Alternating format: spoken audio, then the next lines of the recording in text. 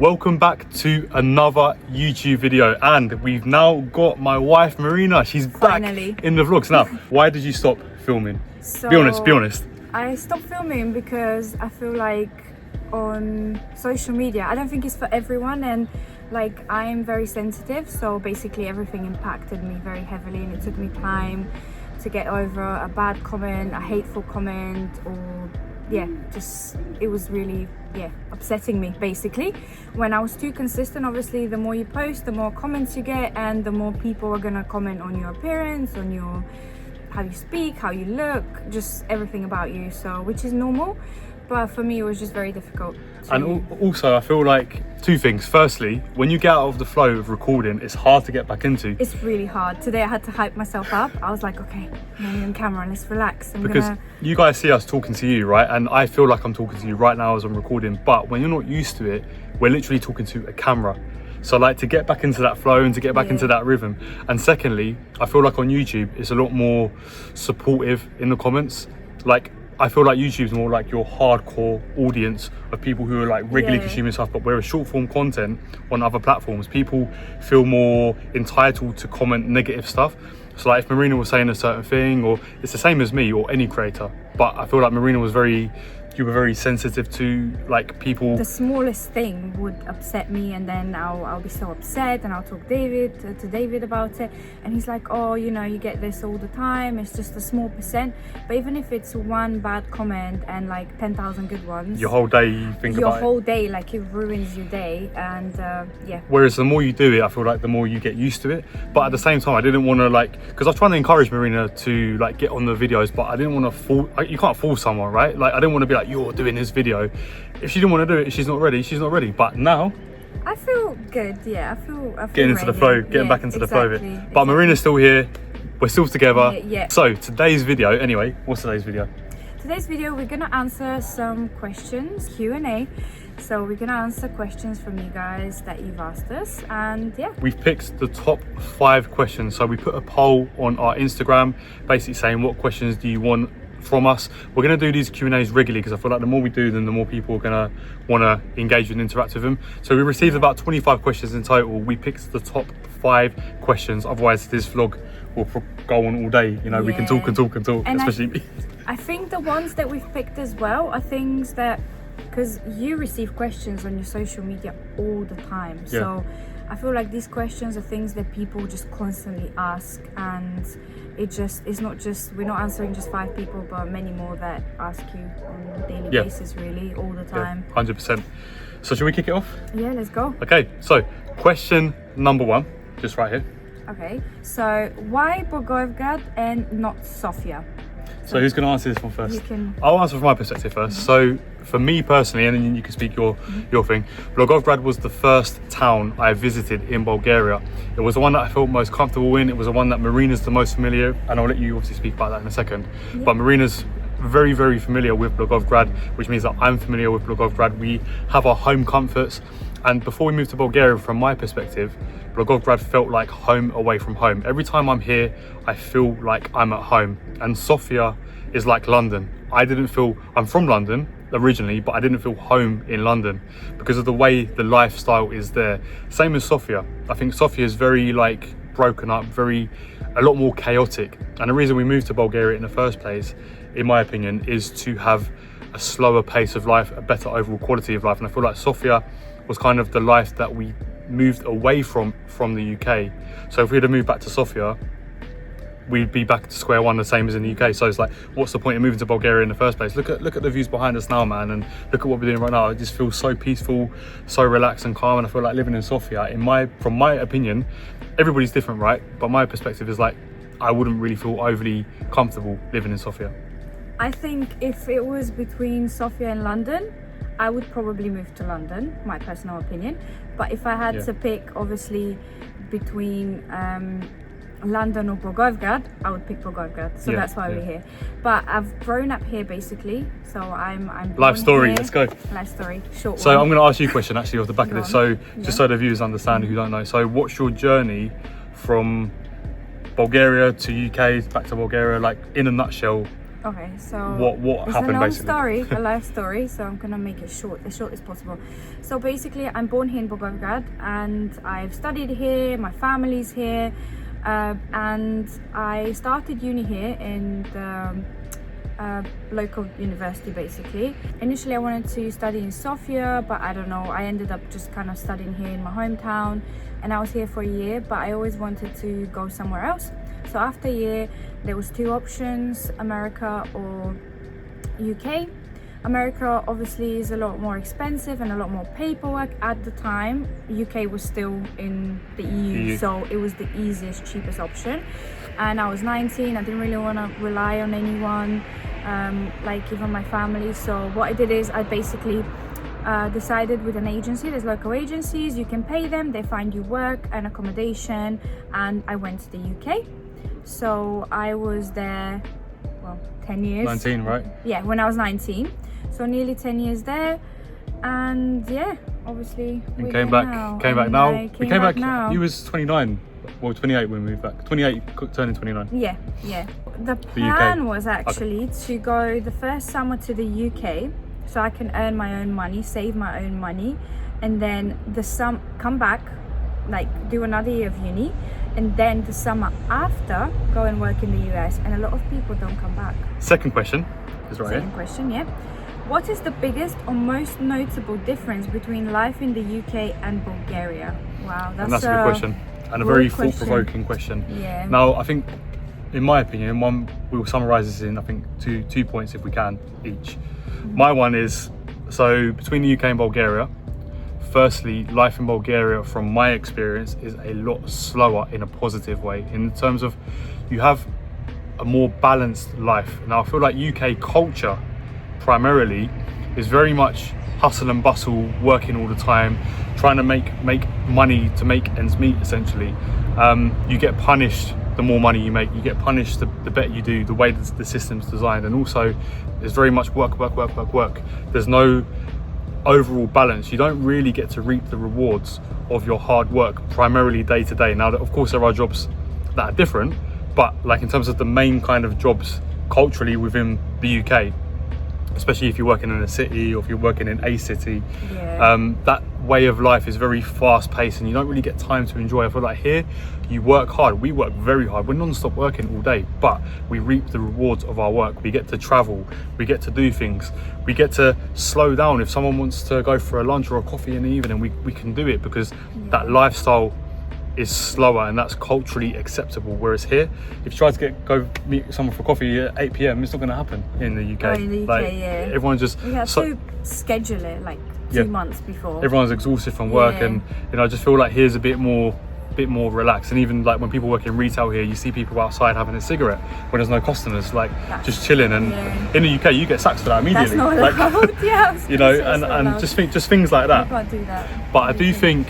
the UK offers a lot more variety, especially I think this is one you were going to say, so I'm sorry to steal it if I was, but it offers a lot more variety in terms of products, in terms of consumerism. There's a lot more that you can purchase, there's a lot more accessibility, there's better services such as administration. Everything's online, everything's digital. Transportation is a lot better. The trains you can get from where we were in Chelmsford to London in like 35 minutes, and it just, in that sense, everything is better in that sense. So I think there's pros and cons to both, but it's weighing out and figuring out what lifestyle overall is better for you. So your turn. So biggest, most notable difference between UK and Bulgaria. And I think you're more qualified to say this because you spent a long time in both places. Well, for me, I would say I would agree with the first thing you said, that the pace of life is completely different. I would say that just everything is a bit more relaxed here. I have the mental capacity to go for a coffee at the end of the day if someone messages me. I didn't have that in the UK. It wasn't just the physical, but the mental stress as well there. You're coping with so much every day. I feel like the amount of people there is there, like anywhere you work, you're dealing with, the majority of jobs, you're dealing with a lot of people daily. And I feel like here, we're a tiny country. Less than 7 million people in the country. Yeah, and it's not so exhausting, I guess, mentally draining. And for me, personally, and especially if people, obviously, if you're Bulgarian and you live in abroad, obviously family is one of the biggest notable differences, because when you're here, you've got that support, you've got that family, you've got grandma's cooking, you've got mum's cooking, you've got just, you know, just a whole group of people that I can like rely on, spend time with, just family. I think the family dynamic here is a lot better. Oh yeah. Like the way the family is here compared to in the UK, again culturally, is a lot tighter. And I feel like family here, family annoy each other more here, but family also care more here. And I think in the UK, family don't really have that click as like it's a tight bond compared to. Like it's people spend time together all the time. Like I feel like my family, like any minute they have free, they're just kind of spending it together, like going, doing different things. They're constantly together. I don't see that much in the UK. I think UK is more of an independent thing. Once you reach a certain age, you kind of not on your own, but it's like you venture out into the world, whereas here's very a lot more family oriented. So that's definitely a big difference. One thing for me, especially for someone who loves makeup, hair care, clothing, I guess, I don't know, maybe most women do, there's a massive difference. A lot of products, and even products that we have here, like brands that we have here, especially in our town. I mean, Sofia is completely different. There's more shops there, more variety. But here, even if they have the brand, they might not have the colors or something. You know, you have 3 colors here instead of 20 in the UK. So that's something. But at the same time, I've noticed something. I see that a lot of like trends that are going around UK, US, I see that people are picking them up here a lot faster now. I see that like certain products and things that are going out there, we might wait a little bit longer, but they're coming here as well pretty fast now. It's not like it's definitely improving. It's definitely 100%. moving. I think because of social media now as well, people are seeing what's trending and is being provided here as well. Like so, but also there's loads of places from the UK that I use, like brands that ship to the EU. So I mean, it's okay. Like you can find the stuff. Like I can order them. So far so good. Yeah. So third question: how did me and Marina meet? Good question. We've answered this a few times on like short form content, but we've never done like a YouTube. Have we done it on YouTube actually? We might have done it a few videos back. Maybe. Can't remember. So answer, as long story short as possible, is I had a business in the UK, which was a retail shop. So we had 2 shops. One of the shops I worked in pretty much every day. So we was grinding, building a shop. I had a business partner who's also one of my best friends. So basically we had the business, I was working in there, and one day Marina came in with her brother. Was that the first time? I think so, yeah. She came in with her brother, and her brother was in the UK at the time as well. He's now back in Bulgaria. And from there, like, kind of just had a spark straight away. We did. Pretty much immediately. Yeah. But the thing is, I didn't know I didn't know it was her brother at the time. I didn't know who his guy was, so I was being very respectful. I had to be professional, of course, as well, because I had a business to run. I can't just be flirting with customers. You know, that's not my never been my demeanor. So eventually, she bought the product or a couple of products, and then I messaged you, didn't I? I think I came back again alone to buy something else, because the first time I went with my brother and I was trying to get him to start to take protein powder basically. So I was asking for protein for him, and then I came alone and I got a pre-workout, and I followed the page of the brand on Instagram, and then you followed me, I think, on my personal, like from your personal, and then just kind of went from there really. From there, so started in the shop, and then we had our first date. Which didn't really go to plan, did it? No, we didn't. That's for another time. But it was a good date regardless. It was a really nice date. But yeah, second date, and then just kind of went from there. And like things moved for us very, very quickly. Like we essentially moved into together really after 2-3 months. Couple months. Yeah. Not officially, but she was coming to mine every single day. Yeah. And then it just got to the point. With stuff. It's got to the point where like it literally be times like I'd be busy, or Marina would be busy, and like she'd message me saying what you're up to, and I say I'm really busy tonight, can't see you, and then it gets to like 10 p.m. I'll be like, oh actually should we meet up and stuff. So like she'd end up just coming every single day, and eventually pretty much just moved in. And actually, I just want to say, sorry to interrupt you. My work, like I lived far from my work, and his place was like 10 minutes away. So for me, I'll get back from mine, go to his, change in the morning, then straight to work. It was perfect for me. And then at some point. Also, this is a good case. We've been together 6 years now, just over 6 years, and this is a good case that it's never a such thing as too quick. When you feel the moment's right in a relationship, the moment's right. Like a lot of people will think, well, only 2 months you moved in together, but for us that felt right at the time. And look where we are now, 6 years later. You know, things are actually genuinely very, very good. You know, we're husband and wife, we're business partners, and we're just trying to build a life together, and we do everything together. You know, we travel together, we work together, like, but it's not ever been, I don't think, it might be different for you, and be honest for the vlog, but for me it's never been too much.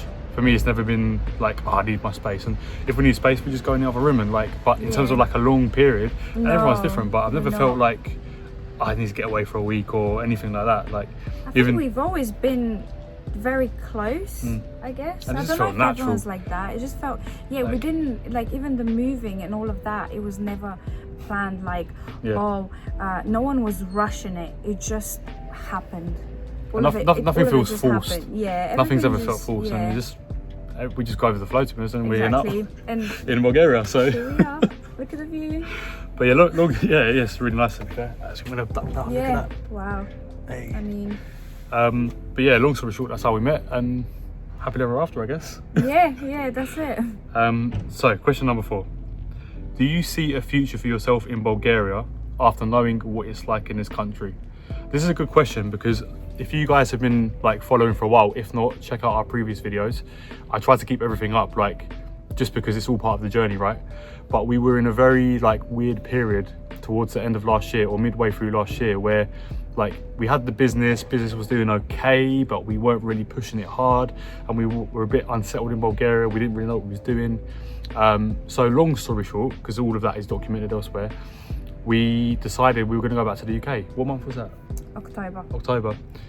We had flights for October. I don't know when we booked them, but we had flights booked. We had one-way flight to the UK. We had a flat lined up. We had pretty much everything kind of sorted to go back. A flat's apartment in UK English, for those who people know, what's a flat? Wait, what? Oh, because in US it's apartment, right? And in Bulgarian it's apartment. Apartment, yeah. Apartment. But flat, people know, what's a flat? Flat, like flat land or something. Oh, okay, No, you're not saying it wrong. I'm just saying I was like, oh my god, I'm sure that's like in the UK, they say flat. Yeah, no, it's correct, but people might be like, what's a flat? What's a flat? But yeah, we had a flat apartment lined up, and we were due to go back, and then we literally just took a U-turn. We took a last-minute U-turn. We went to meet our friend to have Roots, which is like a restaurant in Blagoevgrad. We had some nice food.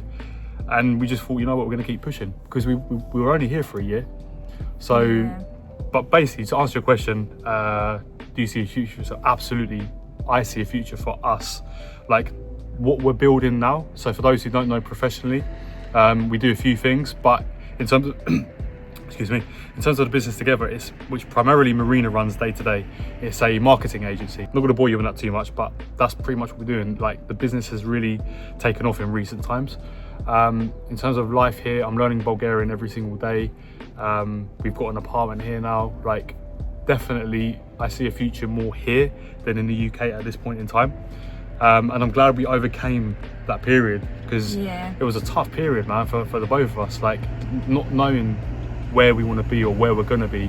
And I think I was very homesick as well. Definitely fair to say that. So yeah. But I feel at peace. I feel really at peace here. But I'll hand it over to Marina for that question. So I'm going to ask you: do you see a future for yourself in Bulgaria after knowing what it's like living in this country? Obviously, backstory: Marina lived here until 19, went to the UK for 10 years, and now she's back. So I guess for you, it's as an adult. Do you see a future for yourself? After living in both places, So for the first, completely honestly, for the first like maybe 7 or 8 months being here, I did not think I'm gonna be able to stay here. I just thought I was just waiting for that moment that I'm gonna be okay, that's enough now. But now I do not want to go back to the UK. I'm really settled here. I'm really happy. I'm very calm, and I feel like just everything's kind of just clicking. It's Everything's just yeah. come together. Everything's just come together and is going in the right direction, and like the work that we're putting is paying off, and that kind of affects all aspects of life now. So Definitely. everything is better. And I feel now. like together, one thing we've got better at in Bulgaria is learning to deal with stress. And I think that was massively on me. I feel like when we first moved here, I didn't really deal with stress very well, because it's a new country, new culture. Like, it took me a lot of getting used to. So when like things happen, I really let it get to me and get to us in that sense. And not anything like bad, but just like, I feel like I've learned to live in, we were saying this earlier, weren't we, off camera? Yeah. Learned to live in the stress. So when stressful situations happen, I'm very much like, understand it now, and I'm very much proactive instead of reactive to the stresses of life here. Things that, I mean, there's nothing bad, but things did accumulate, and I think at that point we were just like, you know what, we're just going to go back, because in the UK we both knew what it was. We were professionals in the UK at that time, and I think we were considering, like, if we went back to the UK, we could have gone back to just comfort. We could have gone back to comfortable. We had a very comfortable life. We had a nice apartment in the city centre. We had a nice car. We had obviously the business, and then a good job and a good career. Like, there was a lot of, we didn't move to Bulgaria because we failed life in the UK or because life wasn't something we could manage. We moved to Bulgaria because we thought it provided a better quality of life. And I think at the time, back in October, sorry, I know you want to say something, just gonna finish off real quick. Back in October, when we were going to move back to the UK, I feel like we were like, what are we doing here? Like, the life that we wanted to build at the time didn't really seem to be coming together. But now we rode that wave, and the storms kind of passed, and now it's just tranquility. Yeah, I think we would have regretted it if we went back. 100%. Because 100%. we know how much, like, we had everything, but I remember us talking about it in the UK. We had everything, but just our quality of life. We were so busy and tired at the end of the day. Like, we had so much going on, and we were not very happy about that. Like, we were like, okay, so that's great, but quality of life, like, right? We want more. We want more freedom, more travels, more opportunities, just more. So as much as that was good, it was definitely not for us. I feel like now the freedom that we get to travel and it's worth the work that you put in. And I think another aspect is that we get, for what we do now professionally, we get to work with such like talented, smart, interesting people day to day. Yeah. Last question, number 5. Okay. Would you call yourself successful? This is a good question, because everybody got a different definition of success. Now, my definition of success before social media, before anything, and Marina knows, is not necessarily the most money or the nicest new clothes or the nicest car. Some people have that definition of success, material. My definition of success is peace. I think that's all I chase in life, is peace. So I would say overall, I think yes, I'm successful in the sense of, like, I'm not where I want to be financially yet, and I'm not, but really, will you ever be where you want to be financially? I think there's always, if you're chasing money, you always want more and more and more. And I think for me, like, I feel like, obviously we need to make money for security, right? But we have a secure life, we're comfortable, we're good, and we're consistently good as well for a period of time now. And I think our biggest stress, like, in terms of the success question, I think if you'd have said, if it was in October, I would say no, because things were up and down with the business and we were stressed about life here. But now it's very peaceful, very calm. We're where we want to be. This is my dream. Like, just look at the view, man. I know it's a little thing, but to me it's a big thing, man. Coming where I come from, like a city where there's nothing like this, man. Like, anyway, that's a whole nother thing. But obviously I've got, a wife who I'm very happy with, and we're very happy together, and there's not really any major conflicts or problems in our life. And we have our arguments, like everybody does in the world, but in terms of like major stuff, nothing. Like, we've been together, how long have we been together for? 6 years? Over 6 years, because we met 6 years and a half. 6.5 years. 6 years, yeah. And like, in that time we've not had any major problems or bust ups. And I remember, like, people were saying 2 things. People were saying, when you get married, your life's going to change. That hasn't happened. That didn't. And secondly, Nothing changed. yeah. since the- People also say when you've been together for a long period of time that things get different, and for me they haven't changed at all in that sense, you know. Yeah, so I would call myself successful, not material, not financial, but in terms of peace and calmness and just knowing what I want out of life, I think yes. Would you call yourself successful? Wow. And also, obviously everyone's different, so you don't have to answer the same as me. Like, what's your definition of success, and what do you want out of life? Like, I've not really thought about would I call myself successful. Like, how I think about it is the things that I want to achieve one by one, I'm achieving. So there's like small successes that adding up. I wouldn't say I'm like successful, you know, I've reached all my goals, but I don't think I ever will. I think I'll always have new things that I want to achieve and new things I want to do. I am happy though. I don't know about successful, but I'm happy where I am.